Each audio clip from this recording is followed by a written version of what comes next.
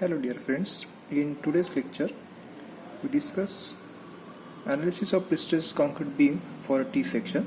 So let's start problem.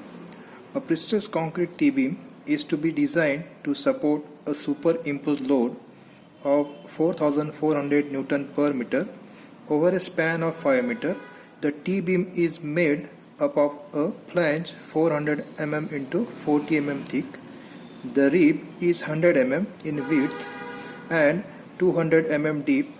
The stresses in the concrete must not exceed 50 Newton per mm square in compression and 0 in tension.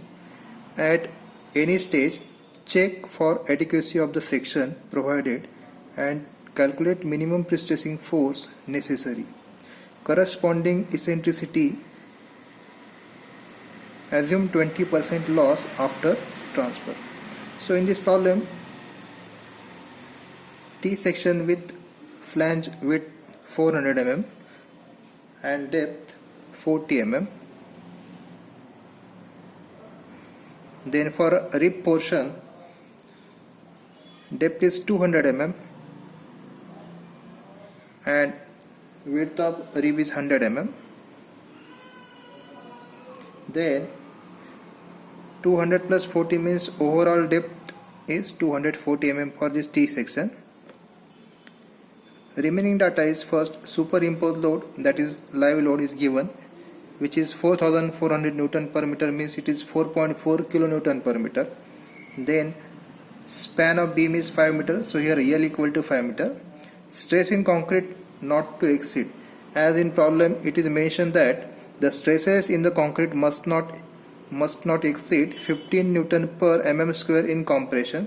So here stresses in compression not to exceed 15 Newton per mm square, and stresses in tension which is equal to 0. So here Ft equal to 0. In losses is given, which is 20%. So for 20% losses, we know loss ratio equal to, which is eta equal to 100 minus 20 divided by 100, which is equal to 0.8. Then area of this T section or T beam, first if we consider this is part 1 and this is part 2, so for part 1 it is 400 into 40 plus 200 into 100. So after calculation, value of total area equal to 36 into 10 to the power 3 mm square.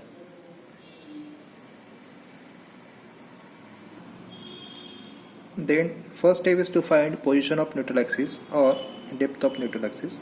So we know y bar equal to, here we have considered two part, first for flange section, second for web. So for two part equation is a1y1 plus a2y2 divided by a1 plus a2. We already find total area. So here a1 means this part, so 400 into 40, area a1 equal to 400 into 40. y1 means this 200 plus 40 by 2, which is 220, plus part 2, so 200 into 100, 200 into 100, then y2 means 200 by 2, which is 100, divided by total area. So total area, or directly 400 into 40 plus 200 into 100. So y bar equal to, it is 153.33 after calculation mm, which is symmetrical to 154, so consider 154 mm. Here this y bar is yb, so yt equal to, we know yb equal to 154. Overall depth of section is 200 plus 40, which is 240. So 240 minus this 154, which is equal to 86 mm.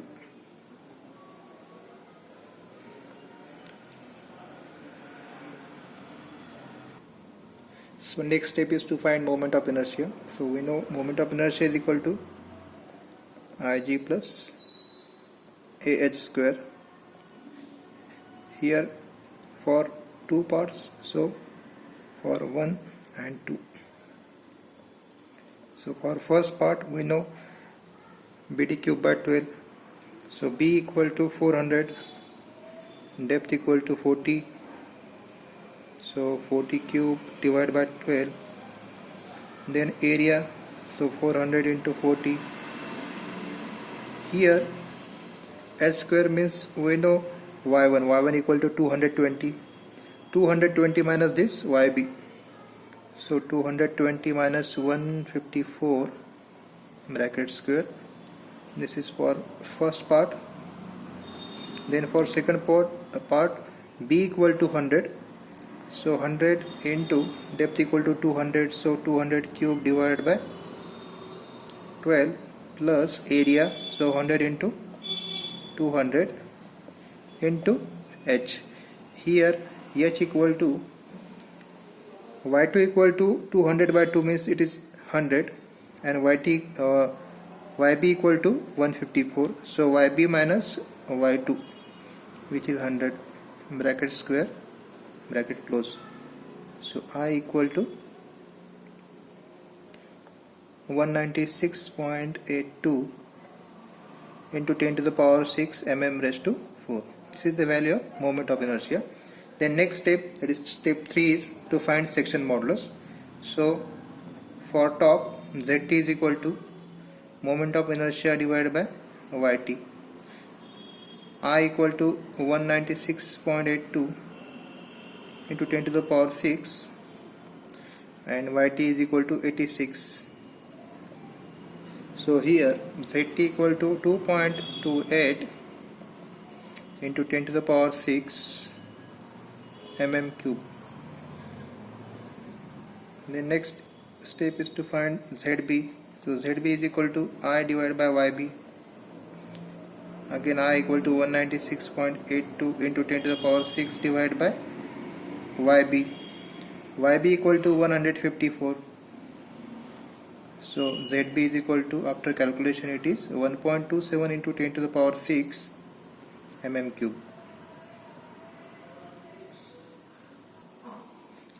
So next step is to find maximum bending moment due to self weight. So to find self weight,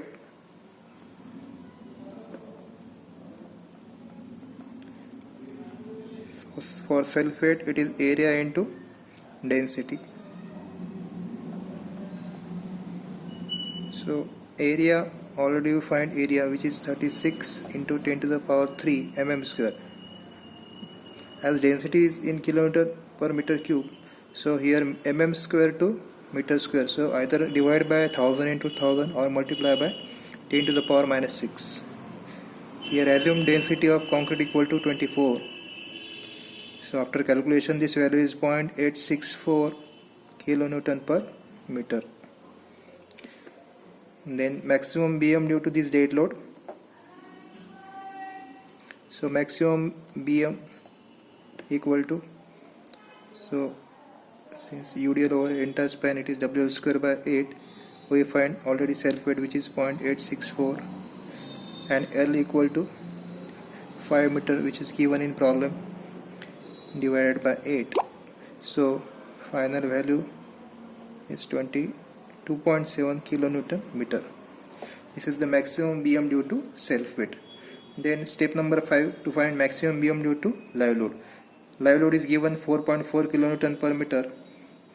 So maximum BM due to live load equal to, so again here WL square by 8, so 4.4 into 5 square divided by 8.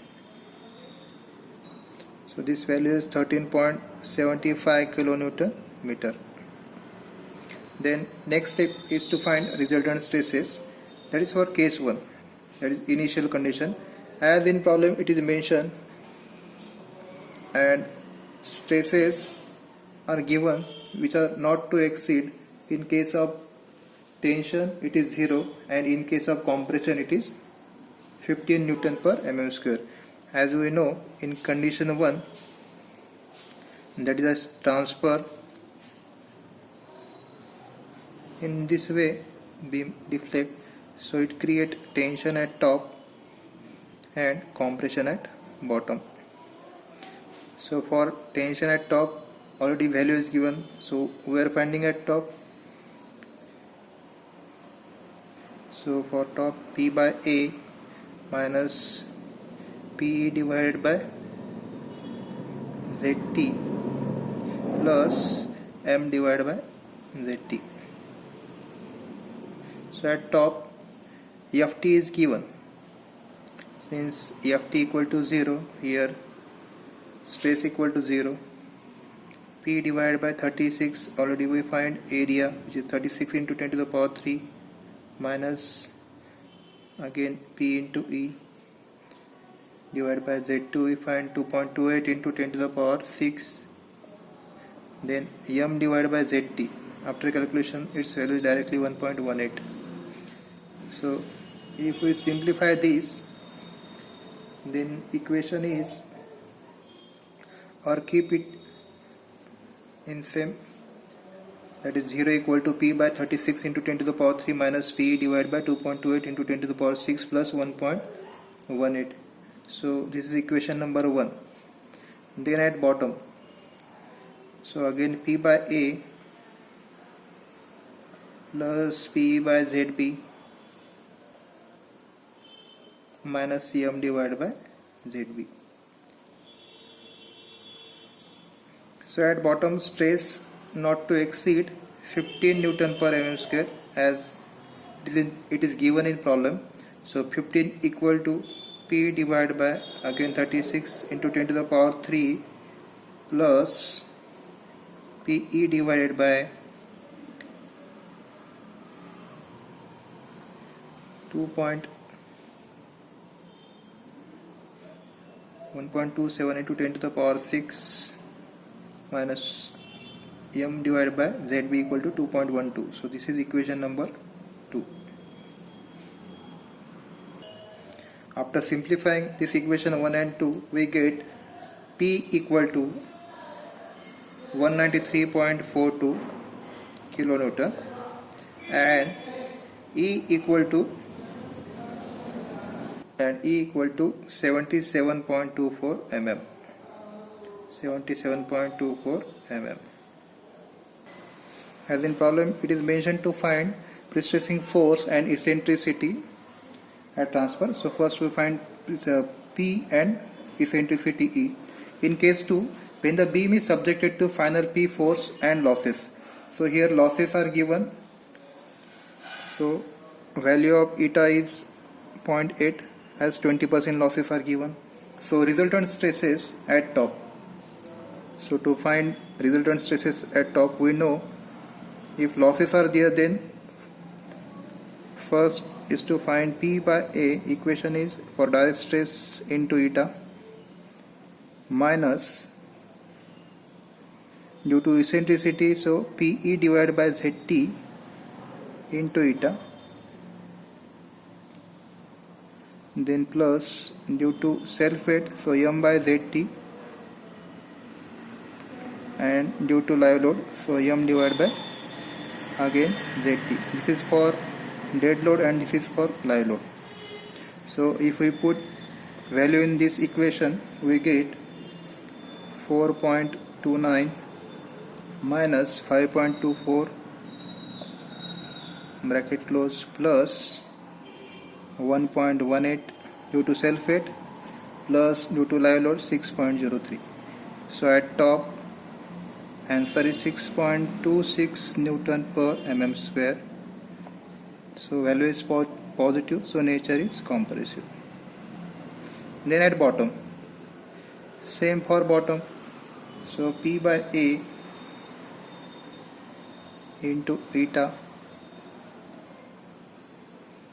plus PE divided by ZB into eta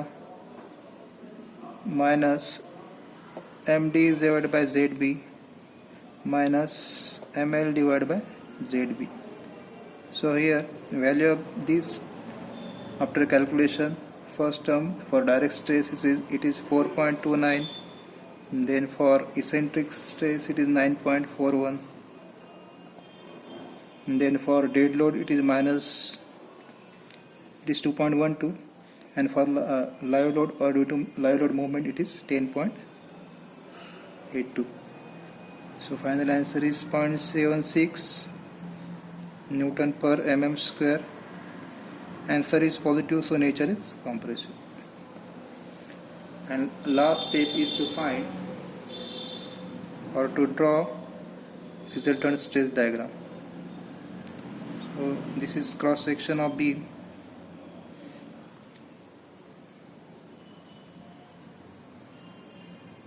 At top it is 6.26, so maximum at top and minimum at bottom. So 6.26 Newton per mm square at top and 0.76 Newton per mm square at bottom.